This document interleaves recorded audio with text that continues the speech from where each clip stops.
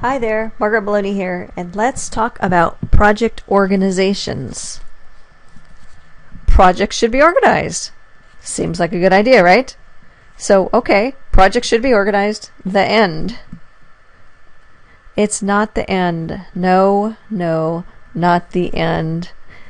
Of course projects should be organized. I said organizations, plural, not projects should be organized as in well coordinated. Of course they should be organized as in well coordinated. I mean, let's talk about project team organizations.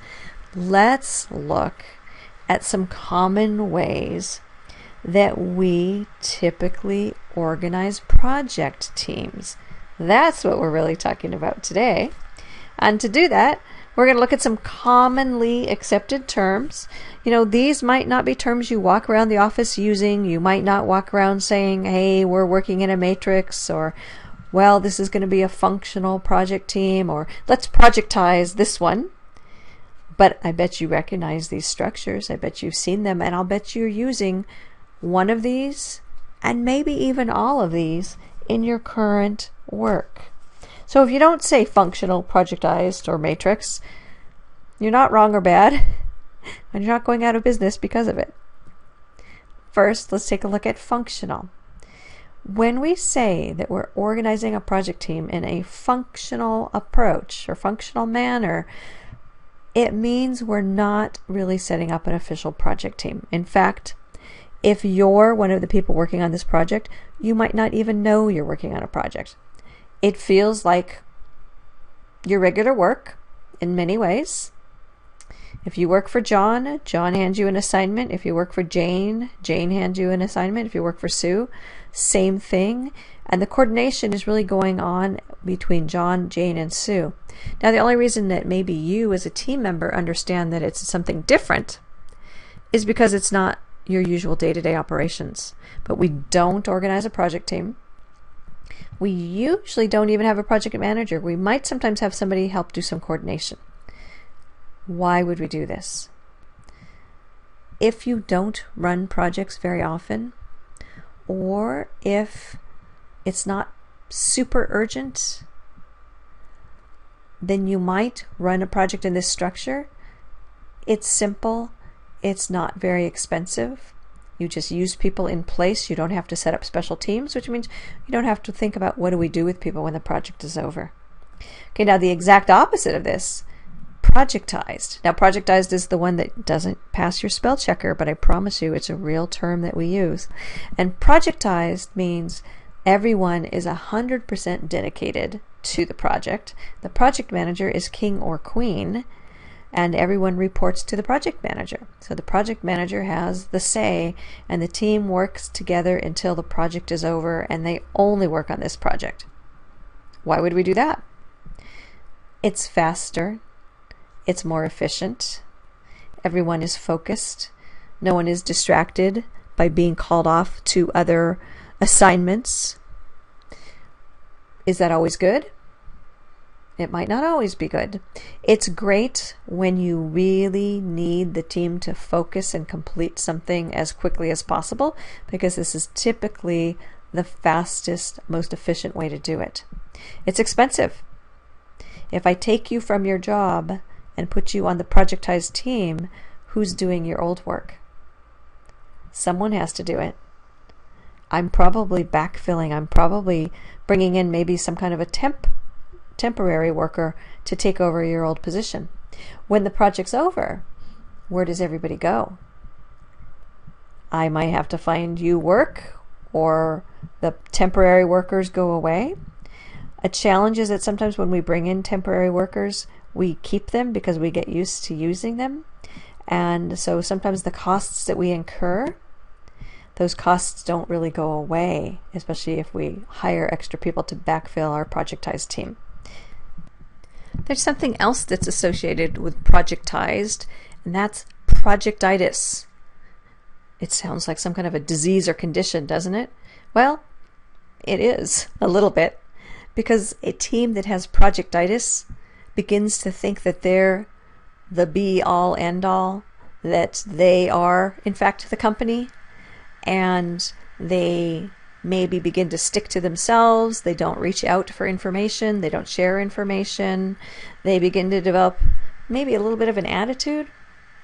And that's a risk with the projectized environment or organization, is that project-itis.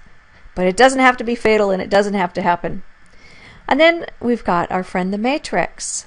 Now there's actually 3 versions of the matrix. There's the weak, the balanced, and the strong, as you can see from our pictures. What does that mean? Let's take a look at something, a chart from our friend the PMBOK guide, that helps decide the difference between weak, balanced, or strong. In a matrix, resources are, in a sense, on loan to the project and on loan to the project manager, lent by the functional manager, the person who writes the review for the resource or resources. Each resource has multiple things they are involved in. Could be projects and operational work. Project managers are also typically managing multiple projects. The difference between weak, balanced, or strong has to do with the balance of authority or power between the project manager and the resource manager. In a weak matrix, the project manager doesn't have a lot of authority, and the functional manager has more of the authority. And the project manager might be acting more like a coordinator, helping the functional manager run the project. The project manager in that situation could notice that someone was late, but couldn't do anything about it other than discuss it with the functional manager. In the balanced matrix, you can see that the project manager begins to have more authority and still shares authority with the functional manager. And in a balanced matrix, perhaps the project manager has more say in terms of the schedule and the budget, still sharing that with the functional manager, but the functional manager still has more say in terms of the people and maybe even sometimes the technical direction of the project. In a strong matrix, the project manager has more authority, and sometimes the strong matrix, the way it looks or feels, is that the functional manager isn't very involved. The functional manager provides resources to the project manager, and the project manager calls the shots a lot of times on the project.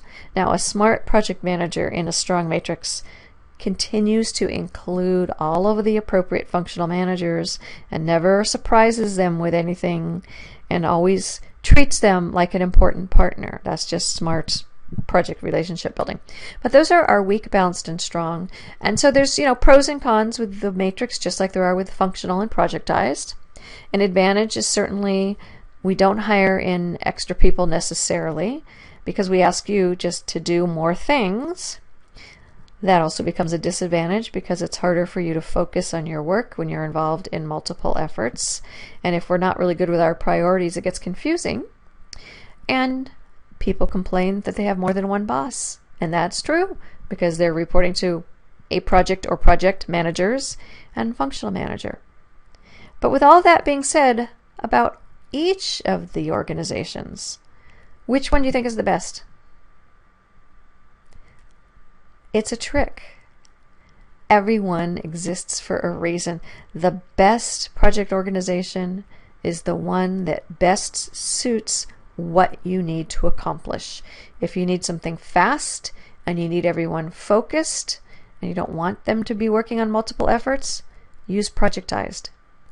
If you don't run projects very often and you don't need to treat something like a special project, use Functional. And I bet a lot of you are noticing that in your day-to-day, what is normal business way, the business way in which your company is conducting projects, I bet a lot of you recognize the matrix. And then it probably just becomes a matter of which matrix do you recognize? Is it weak, balanced, or strong? And even that should depend on the project. Thanks for listening and being here. That's our project organizations for today. Bye for now.